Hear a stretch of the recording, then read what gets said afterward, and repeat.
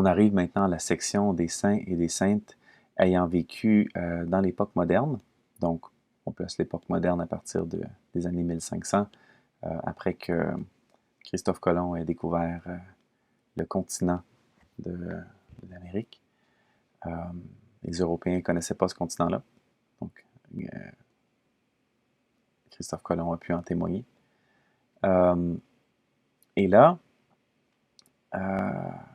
on commence avec Sainte Thérèse d'Avila, qui, elle, était une mystique, une moniale carmélite, qui a pu écrire ses visions qu'elle avait et ses autres réflexions.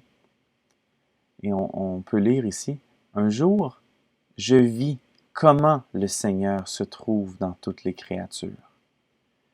Il me vint la comparaison d'une éponge qui est complètement imprégnée d'eau. » Alors ça, ce qui est extraordinaire, c'est qu'on a eu un christianisme, surtout dans l'époque plus récente, très, très transcendante.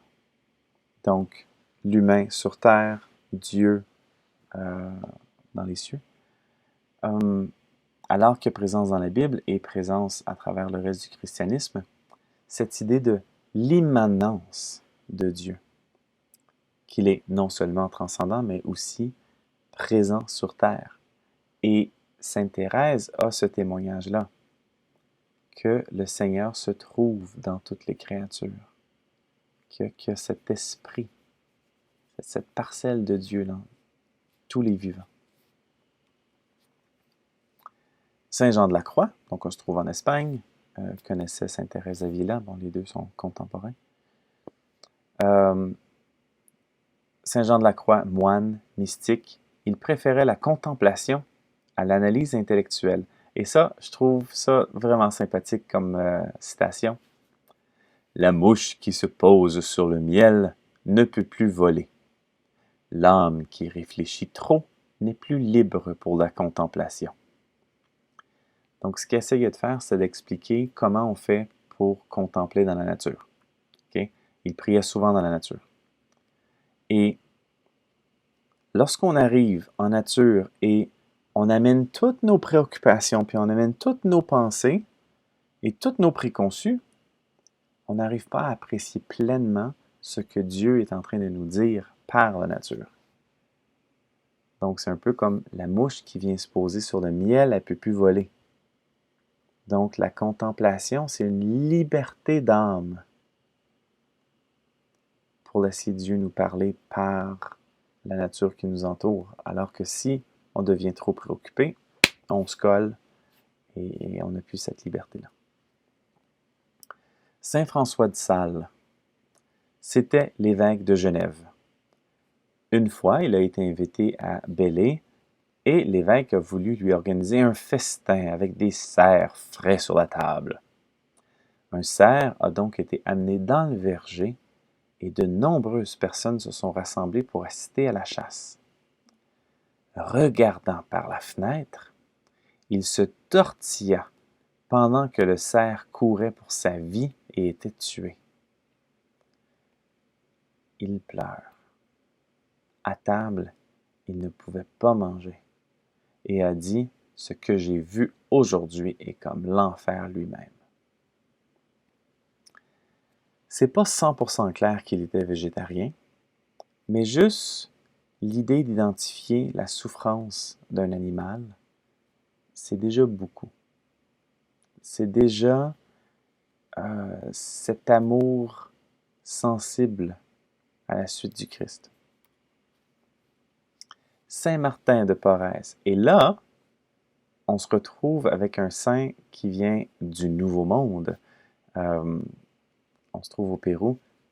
Ce dominicain Donado, donc c'est pas un frère dominicain comme les autres, c'est un laïc qui aide.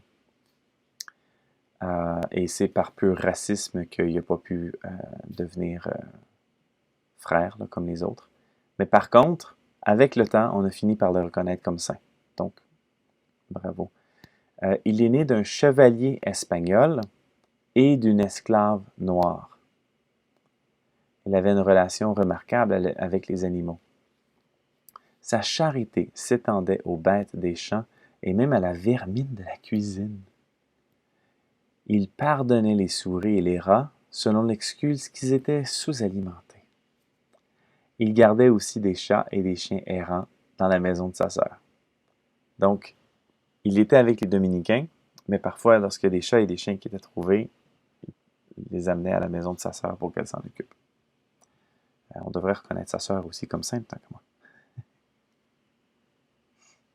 Voici une des images qu'on a de lui. Et sainte Kateri Tekakwitha. Son nom, Tekakwitha, veut dire celle qui avance en titubant parce qu'elle avait attrapé la vérole. Et puis, elle aimait écouter les missionnaires, raconter des choses de Jésus et des saints et des saintes, et c'est notamment Catherine qui l'a inspirée. Donc, elle a pris son nom, changé un peu en langue mohawk. Kateri, c'était plus facile pour elle à prononcer. Donc, c'est de là que vient son nom. Elle était évidemment, par sa culture, imbibée de spiritualité autochtone, donc près de la nature.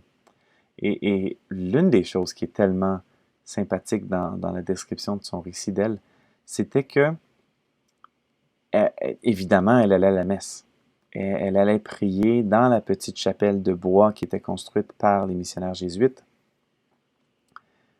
Et elle pouvait commencer sa prière entre quatre murs, mais pour elle, c'était impossible de terminer ou de pleinement prier dans un endroit clos et fermé. Donc, sa prière se terminait toujours à l'extérieur, au pied d'un arbre. C'est en voyant la grandeur de la création qu'elle pouvait mieux se connecter au Créateur.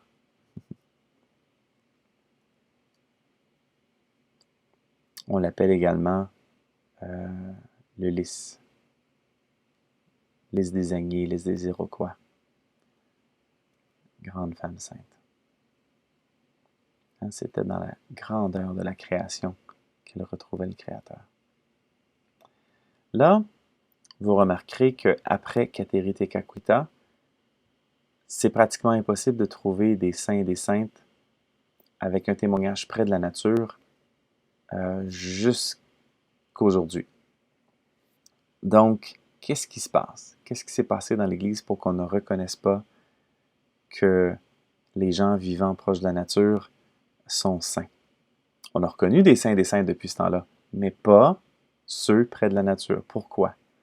J'y reviendrai très bientôt et on fera l'analyse ensemble.